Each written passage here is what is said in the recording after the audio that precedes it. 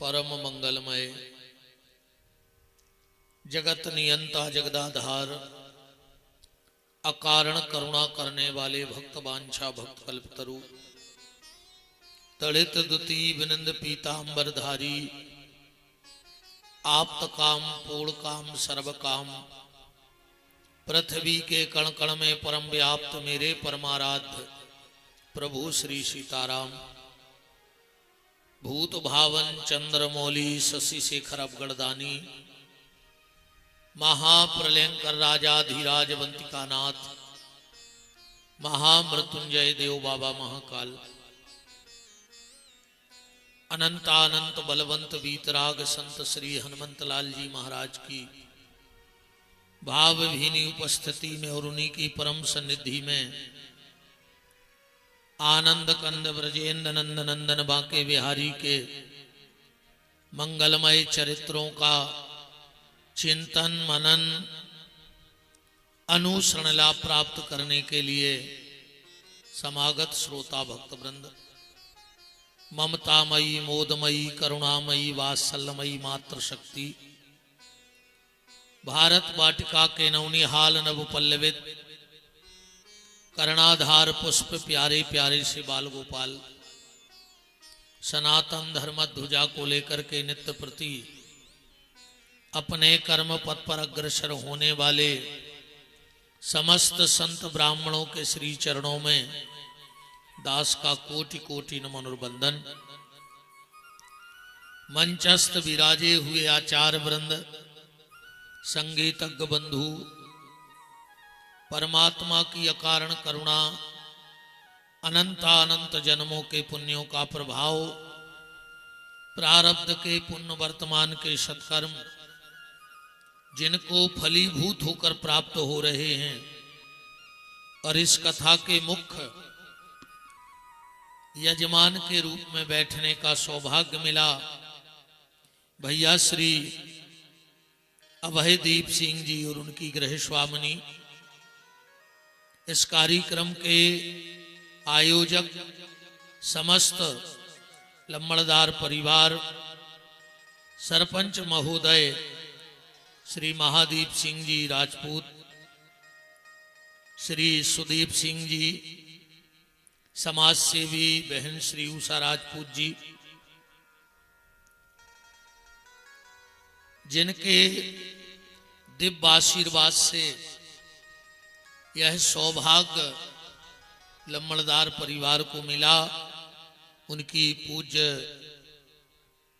माता जी और जिनकी पुण्य स्मृति में और समस्त पितरों की आत्म शांति के लिए, जन कल्याण के लिए, समग्र सृष्टि का कल्याण हो, इस भाव से यह आयोजन लम्बड़दार परिवार द्वारा रखा गया। ऐसे स्वर्गीय श्री कल्याण सिंह जी राजपूत, गुड्डू लम्बड़दार जी और हमारे सरपंच महोदय के ज्येष्ठ भ्राता स्वर्गीय श्री कुलदीप सिंह जी राजपूत और समस्त पितरों के आत्मोद्धार का हेतु को बनाया गया। समस्त कदवा और आसपास जहां जहां से भी आप सबको ठाकुर जी ने बुलाया है, सबको भगवत भाव से हमारे राम आपके हृदय में बैठे राम को प्रणाम करते हैं और पहले दिन की आप सबको जय श्री सीताराम। देखो, पहले जब देवता और पितर किसी से प्रसन्न होते थे तो पुष्पों की वर्षा करते थे। ऐसा हमारे शास्त्र में, पुराणों में और वेदों में कई जगह ऐसा उल्लेख आया है कि अगर किसी से पितर प्रसन्न हो जाएं, किसी से देवता प्रसन्न हो जाएं, तो वो आसमान से पुष्प बरसाते थे। पर कलयुग में ऐसा नहीं है, पुष्प नहीं बरसते। पर अगर किसी से देवता प्रसन्न हो जाएं, किसी से पितर प्रसन्न हो जाएं, तो निश्चित बारिश जरूर होती है। ये गारंटी की बात है। आज कथा की बैठकी थी तो बारिश हुई, और आप लोगों ने शायद इस बात को दिमाग में लाए हो, श्री हनुमान जी महाराज के चरणों का पूजन करके जैसे ही भागवत जी को बाहर लाया गया तो 10-20 बूंदें फिर बारिश की आई थी। क्यों सोनू भाई आई थी? इससे ये निश्चित है कि तुम्हारे पिताश्री और तुम्हारे बड़े भाई और समस्त जहां तक की वंश बेल रही हो, सब प्रसन्न है। इसलिए वो भी वहां से ऊपर से जल की वर्षा करवा रहे हैं और धन्यवाद दे रहे हैं दीपू लम्बड़दार के लिए। देखो, कुल में एक बेटा ऐसा होता है जो कुल को तार देता है, कुल का नाम उठा देता है, और कोई कोई एक ऐसा भी कपूत होता है जो कुल को कलंक लगा देता है, कुल की डुबा देता है। तो ये बड़ी कृपा हनुमान जी की और ठाकुर जी की कृपा का ही फल है कि 7 दिन तक इस वैशाख के पावन महीने में आज कथा प्रारंभ हो गई, वो भी पूर्णिमा के दिन। आप सबसे दास का बस एक ही निवेदन इन 7 दिन में रहेगा कि जितना अधिक से अधिक हो सके इस मानव जीवन में भगवान का नाम ले लेना, भगवान से प्रार्थना करना। अगर कभी हमारी कोई जीते जी यात्रा करवाओ तो कोई तीर्थ की यात्रा करा देना, और अगर तीर्थ की यात्रा ना हो तो हमें कलश यात्रा में जरूर चला देना, क्योंकि जो कलश यात्रा में चल लेता है उसे कष्ट की यात्रा में नहीं चलना पड़ता है। पर अब बात यह है, भागवत आपके नगर में पधारी, पहले कहां आई? यजमान के सिर पे, है ना, और सिर से उतर के आ गई मंच पे। यहां रखी गई कि नहीं रखी गई? पहले आई यजमान के दिमाग में, फिर आई मंच पे।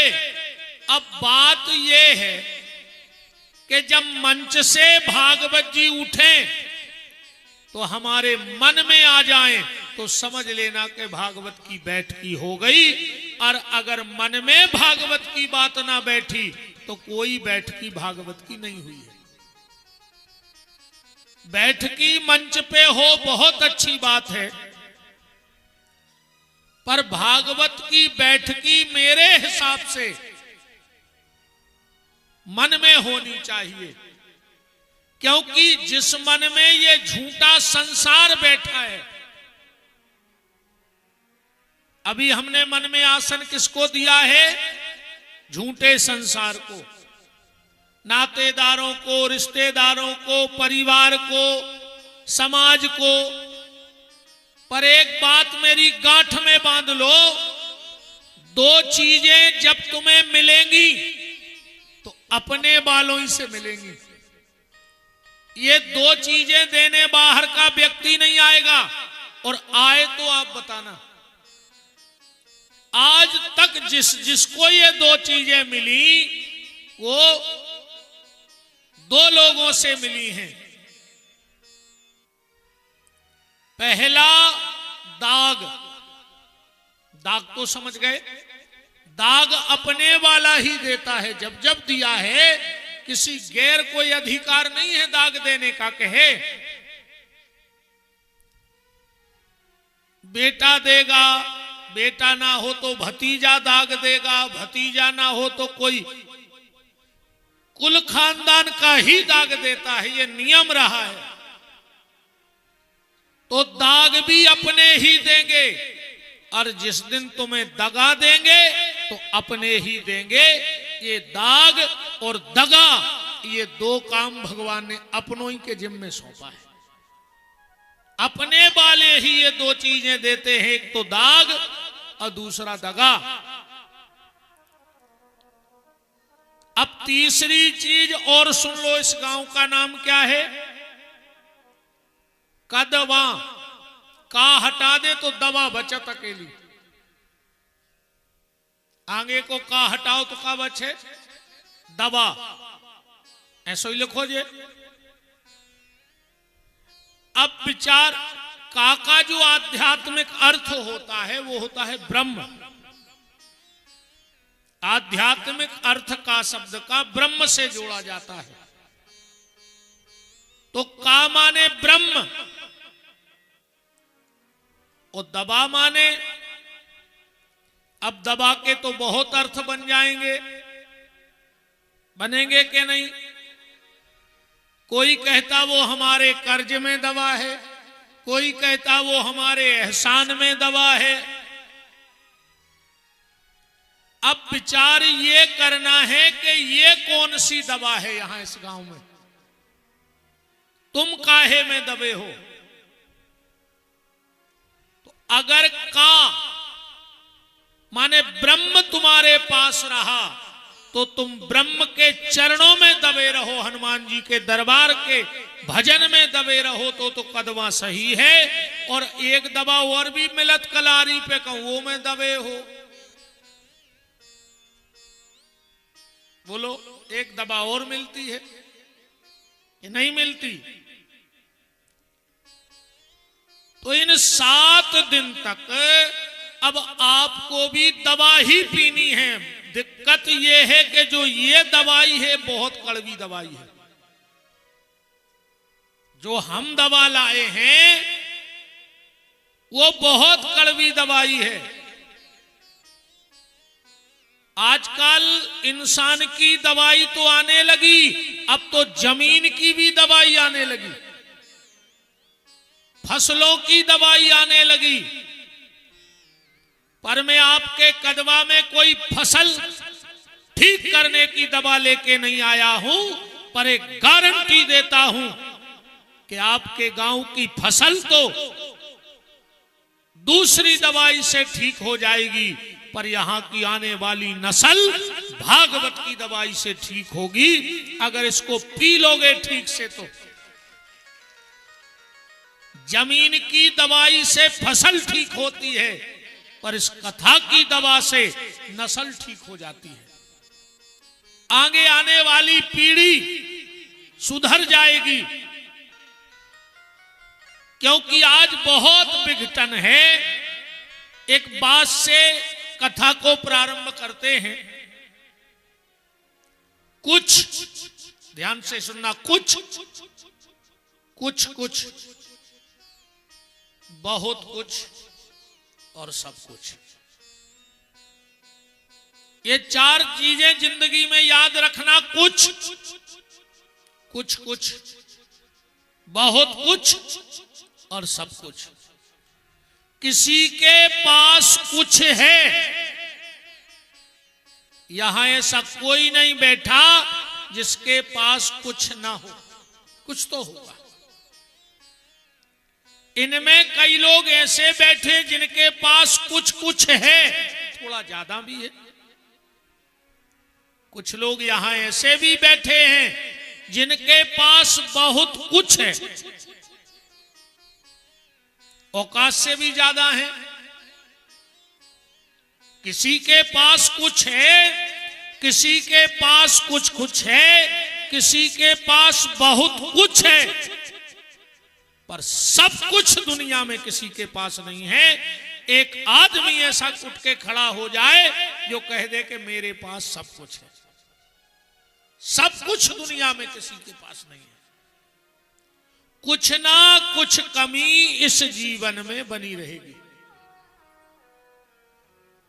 ऐसा कोई, अभी आप किसी के पास चले जाओ, देखो कुंवारा आदमी शादी करना चाहता है, शादीशुदा शांति चाहता है, जिंदा मरना चाहता है, मरने वाला और जीना चाहता है। हर व्यक्ति के जीवन में कुछ ना कुछ कमी रहेगी, और वो आज नहीं मृत्यु भी हो जाए तो भी कुछ ना कुछ कमी रहेगी। तो इस जीवन में कितना इकट्ठा करोगे? कोई एक निश्चित सीमा हो कि इतना होने के बाद फिर व्यक्ति, अब उसकी इच्छा खत्म हो जाएगी। तो जितना भगवान ने दिया है, अच्छा कई बार आदमी जो हमारे पास है उसका सुख नहीं भोगता, पर जो नहीं है उसकी तलाश में घूम रहा है। घर में रोटी रखी है फिर भी भूखो बाजार में घूम रहा हो कि और कमले आए। घर की रखी रोटी नहीं खा रहा है। आजकल तो कछु हमारी से कहते के महाराज जी अब तो हम इतने बिद गए हैं कि खावे को तक टेम नहीं, फांसी लगा ले मर जा, न जहर खा के मर जा, काय को लगे दिन रात कदों भाई, पेट में खा नहीं रहे, पीठ पे बांध के ले नहीं जाने, तो कौन बाप को कमा के धर रहा है? बता कौन बाप को कमा के धर रहा है? जो हमारे पास है हम उस सुख को छोड़ करके और बाहर के सुख की तलाश कर रहे हैं। पर ये जो श्रीमद् भागवत की कथा है ये हमें बाहर के सुख का आनंद नहीं देगी, ये हमें अपने भीतर के सुख का आनंद दिलाएगी। जो हमारे भीतर सुख बैठा है इसकी खोज ही भागवत है। या ये कह दे कि आत्मा में परमात्मा को देख लेना ही भागवत है। भागवत किसी पुस्तक का नाम नहीं है। इसी भागवत में 12 भागवत और बैठे हैं। 12 भागवतों की कथा है अकेले भागवत में। भागवत का मतलब क्या है? भागवत का सीधा मतलब है जो भगवान का बन गया वो भागवत है। जो भगवान का बन गया वो भागवत है। हम दुनिया के तो खूब बन रहे हैं पर भगवान के बनने की हम लोग कोशिश नहीं कर रहे हैं। संसार के बनो चाहे न बनो पर ठाकुर जी के बन के देखो, फिर जीवन का आनंद आपको अलग मिलेगा। एक बार भगवान को अपना बना के देखो और भगवान के बन करके देखो, फिर इस जीवन का आनंद। अच्छा, व्यक्ति भाग रहा है माया के पीछे, भाग रहा के नहीं भाग रहा? और माया तो मायापति की है, वो कभी हमारी नहीं हो सकती।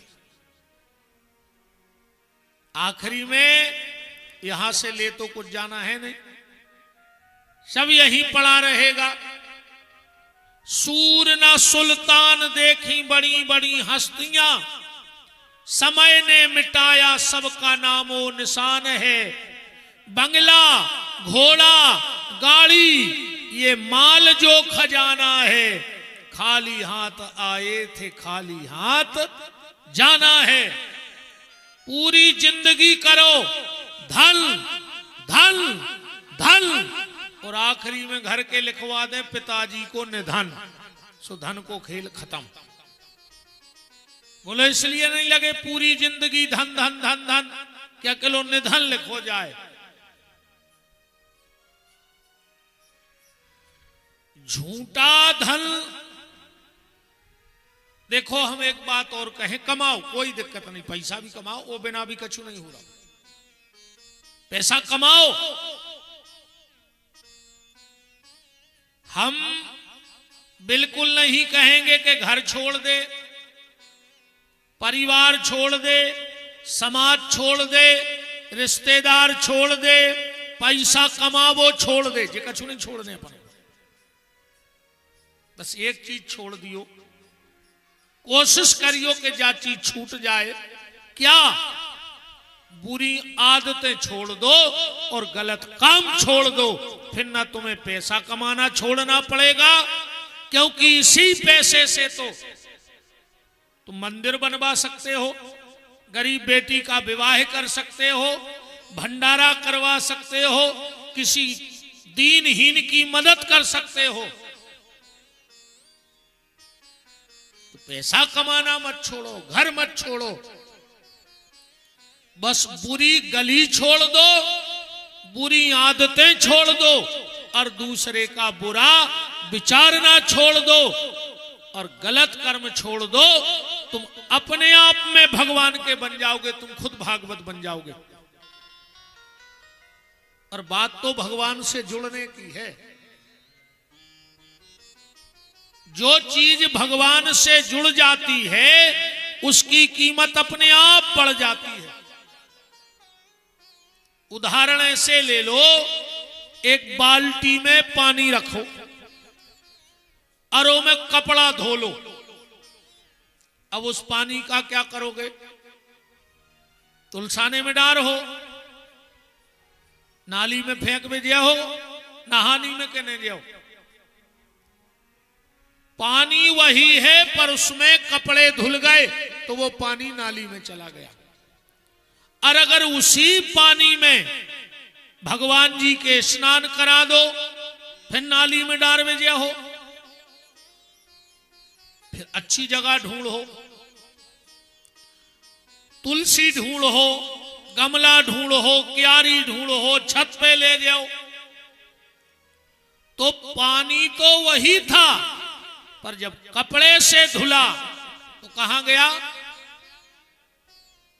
नरक में। और वही पानी जब भगवान के चरणों से मिला तो कहां गया? तुलसी में। तो प्राणी तो हम वही हैं, पर अगर भगवान के चरणों से जुड़ गए तो गारंटी है तुम्हें नरक नहीं जाना पड़ेगा। अपने आप को भगवान से जोड़ लो तो तुम खुद भागवत बन जाओगे।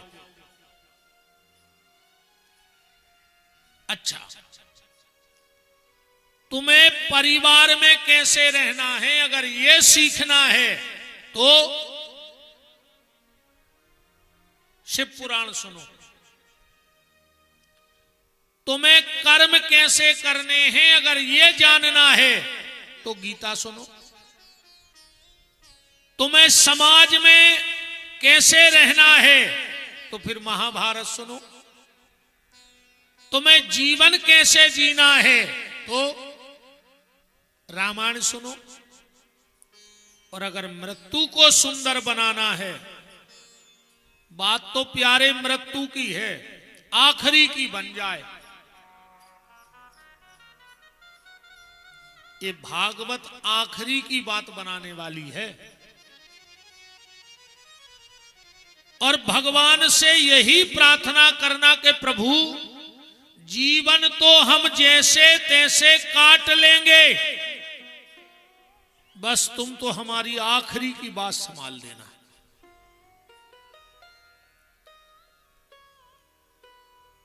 सीधी सीधी बात जा समझ लो कि मौत आवे उसके पहले मोहन आ जावे तो समझ लेना कि मौत इंसान की है, और मोहन के पहले अगर मौत आ गई तो समझ लेना ये मौत जानवरों की है।